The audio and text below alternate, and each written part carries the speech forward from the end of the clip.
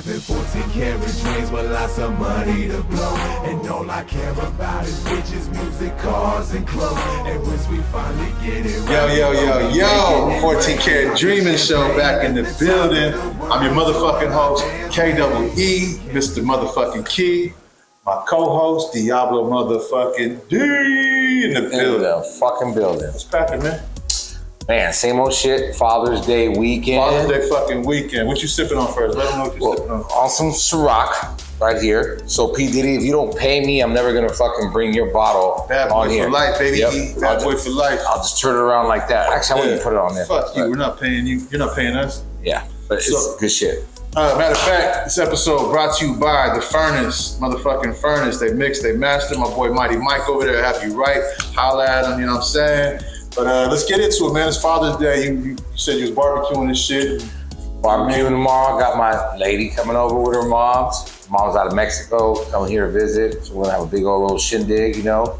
That's gonna be cool. Got my daughters. Got 2 daughters. That's it. I want the boy, just waiting on it. That's what's up. Shout out all the fathers, all the good fathers, all the you was talking about stepfathers in the Stepfather, picture. step it up. Uncle, step it up. You know what I'm saying? I got my uncle in Puerto Rico, my Tio Peachy. Shout out to anybody trying to have the kids go down the right path and shit. I've always said, man, I always say Happy Father's Day to my mother. You know what I'm saying? So she held down both roles. So I always say Happy Father's Day. So there's, you know, all the single mothers out there, your father too, you know what I'm saying? I always tell, hey, it's crazy shit because I'm into football and I always trip off of, you know, when you get nostalgia, like when you remember something, a certain sound. So I remember when I was little, mom's playing football with me. So every time she threw the football, it had that noise because of fingernails, right? So something like that, like little things that reminded me of like, fuck, that's where I learned to even fucking catch a football and do all that shit. So shout out to all the moms and to all you deadbeat moms and dads, fuck y'all, all right? We're having straight up. We gonna give props. We gotta say fuck you to you fucking deadbeats too. So the deadbeat bitches that leave their kids and daddy's gotta raise them. But anyway, it is what it is, man. So that's gonna be dope. So y'all, man, just have fun. Show props to mothers, fathers, everything. You know what I mean? They all deserve it. They all deserve. It's fucked up that it's only one day that, you know, they get their props, but, you know, show appreciation every fucking day. You feel me? So speaking of that, so when you were young, R.I.P. Pops, first of all, R.I.P. to Pops. Did he buy you a car? Did he make you buy your own car? Cause I had to get my own shit. Yeah, see, so me, it was kind of like handed to me because I was like the golden child playing sports and everything. But my first car was fucking little girly car. What was that? It was a fucking Rabbit. Volkswagen Rabbit, white top, red paint. I thought it was the shit. Rabbit, the Cabriolet, is that the same shit? The same shit. Same fucking shit. Yeah, it's a bitch car. It's a bitch car, but you know, it was a car, you know, so I got it. I thought it was the dopest shit in the world because in that 80s movie License to Drive with Corey, one of the Corey Haim brothers and shit. So it wasn't not only a bitch car, but it was a white girl car. Shout out to all the white girls that fucking 4 deep in that motherfucker everywhere they went. It was a Snow Bunny car for real. But the whole point was, car? Yeah. Call them pink toes. Yeah. Shout out to all the pink toes. Snow Bunny, the pink toes. Yeah. It got me from point A to B, but after about a month, couldn't do it. Did you paint it? Did you put slap in it? Did you do? I put slap. I took my dad's fucking Sony speaker that he had, those big box ones. Oh, boombox. Yep. Put the wires in the back and I had a little beat in there. And me and my boy Bert, we rolled around. Top blew off on us going to San Jose one time too. Shit turned into a parachute or what? Almost did. On San Jose. So you was about to go cruise. Yeah. Well, actually, we were done cruising and I didn't know we were like bitches out there cruising in the car. Snow Bunny mobile. Yeah. So when I said I had to get my own shit, like put some money together, across the street on Hampshire in Frisco, grandma's house right across the street, old lady had a 67 Galaxy, 1967 Ford Galaxy for sale. $500, she said, because the transmission was fucked. She said the transmission was fucked, so I had to probably get a whole new transmission. That's why it was so cheap for $500. That motherfucker was straight, no dents, no nothing. It was like light tan, no rips inside, nothing. So she said the transmission was fucked. But my boy that knew cars or whatever, he opened the shit up and looked at woo and he's like, nigga, let's go to the fucking store, get some transmission fluid. It's bone dry. Motherfucker's bone dry because it was starting everything, but wouldn't go in reverse or nothing, wouldn't even get into gear. So And we went and got that transmission fluid, filled that motherfucker up, gave her $500, told her, peace, love you, sorry, gotta go. Her jaw was on the floor like, goddamn. I had it in one of my raps, transmission slipping, but I ain't tripping. 6'7" Galaxy, old school. So, man, that was in days, man. So, I mean, I probably would have fucking ran you off the road, you little rabbit. Hey, that motherfucking rap was cool. You know, I went to the drive-ins in it. Got no action though, and now I know why. No action. No fucking at all. I learned how to like just drive around and shit in the parking lot, Candlestick Park. You know, fucking around. That's how I first really got into shit because it was wide open when there was nobody there and whatever. So who taught you? Pops, Belmont Brewery, San Carlos, Belmont. Dad got ripped. He said, "You're gonna drive home." Dad didn't get ripped. He never drank. No, never. Pops drank. Pops drank. Professional. And he said, "You're driving home," and I thought that shit was easy. I mean, I got home, not the freeway, but Old County Road. Got to the house, and that's where it all began. Actually, the driving. It all began. There you go. I mean, sometimes you get put in that fucking position, but hey, you got Pops home, right? Got Pops home. Got him good. That's what's up. Speaking of Candlestick, that reminds me that football's back. Football's back in this motherfucker. Shout out to whoever you all rock with, whatever your team is. If you know me, I'm a born and raised in Frisco, but I'm a Raider fan. My boy back on the Niners shit. Oh, damn, you got to. You know what? Nick Bosa, he's a beast. Beast. So, and my girl likes Niners now, you know, and she bought me a cool jacket, so fuck it. That's all it takes. Buy him a jacket and whatever it says, I suck dick on the back. He don't give a fuck. Okay. But Jay gets all the Raiders shit now, see? Hell yeah. So he handed me all his Raiders shit. So I'm like, hey, cool, keep trading teams. It's all good with me. But I'm down with both teams. I always tell everybody, every Sunday, man, I'm watching both teams, both fucking games. I always talk shit about Garoppolo on the Niners. Like, y'all got Garoppolo. I'm laughing at y'all motherfuckers. And I wake up and we got Garoppolo. It's like, God. Porn star Jimmy, that motherfucker. So, hey, he's in Vegas. He's in surrounding, man, looking sharp in his black suit. You know what I'm saying? Doing his fucking thing. And he's getting his fuck on. Oh, he's humping shit. Yeah. No, he's humping shit. He's raw dogging everything out there, probably. Yeah. But fuck it. Raw dog it all day. He got money to pay bitches off. Don't trip. So I don't know if he's married or whatever, but hey, bitches don't care. We talked about that shit too. Bitches don't care. I always told my wife, she gets mad because I don't wear a wedding ring or whatever, but I don't wear rings anyway. So how you gonna get mad at me? I don't like wearing fucking rings, but I always try to warn her. Every time I wear that motherfucker, bitches be on you extra tough. And I always say, and females be fucking worse than dudes. Like a dude will fucking try to get at a chick on the side or whatever, catch her in the hallway, like, hey, what's up? You married, blah, blah, blah. Try to be smooth about it. Bitches will fucking befriend the person you're with. So before I got married, I was with my wife. We were fucking Benihana's. We're sitting at the fucking, if you've been to Benihana's once or twice or whatever, it's cool to sit around where they chop it all up and all that shit, right? But if you've been there a million times, like us, you might as well just go to the bar and fucking get the same food or whatever, but you ain't got to watch the whole show. Unless you go there with somebody that's never been there before. Exactly. And that's dope to show them the whole thing. So anyways, cut to the left, went to the fucking bar. This is in Burlingame. Benihana's in Burlingame. B-game. And we were sitting there at the bar, and these three chicks, little hood stars, you know what I'm saying, all telling my wife, oh, look at your nails, girl. Hey, you got me on point, blah, blah, blah, being hella cool with her and all that shit. She went to the fucking bathroom. They turned to me like, what the fuck you doing with that square bitch? Whoa, and just started getting on her line and shit like you should slide with us, da-da-da. I'm like, you bitches is dirty. Like, they will be fucking hella cool to you and then just, try to holler at a nigga. Like I said, motherfuckers, at least dudes are more smooth about it, but they're on some fucking, I'm surprised they didn't try to, hey, where you guys going? We're all fucking hang out and slip her a roofie and fucking try to do what they do. But anyways, that's bitches know who they are. You know who you are. Yeah. You see MR.KEE at fucking Benihana's, hey, put it in the comment. Right above. Give your boy a shout out.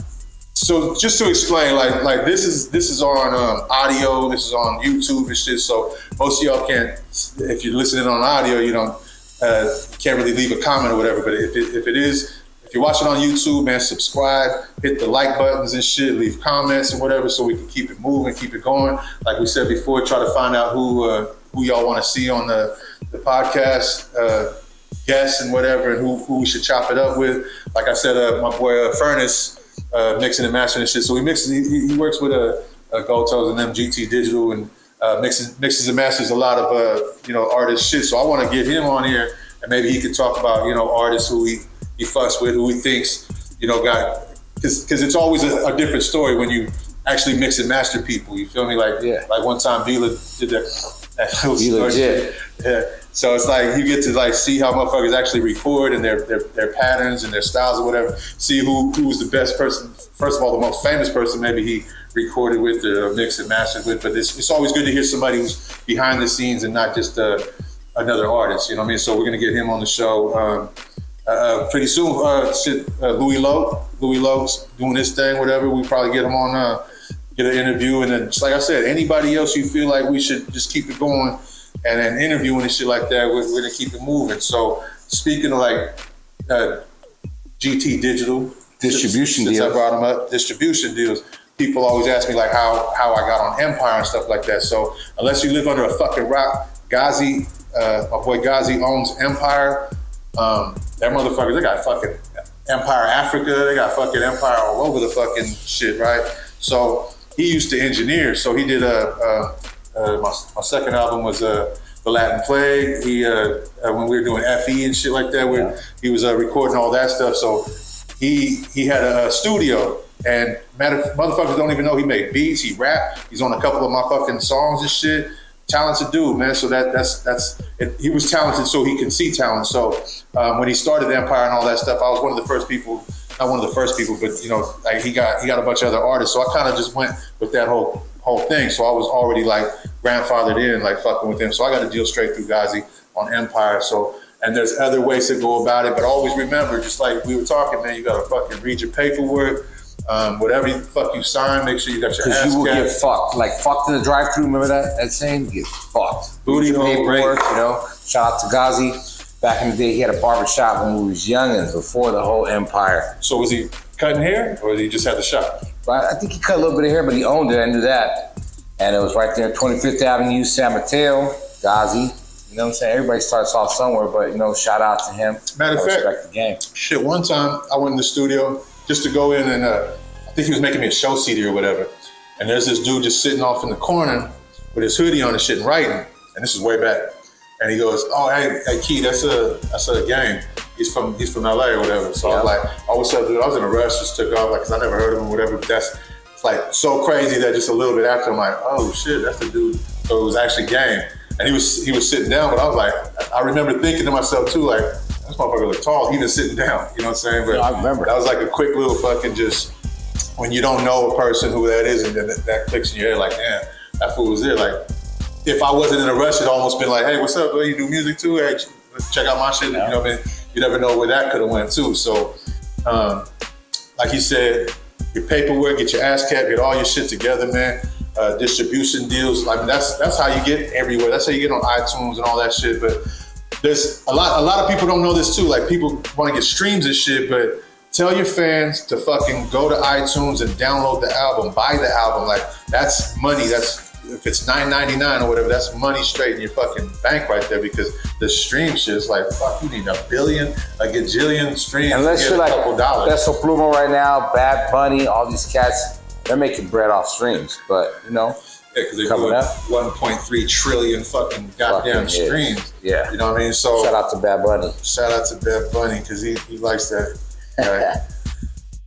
I'm not Puerto Rican. Not Puerto Rican to the fullest.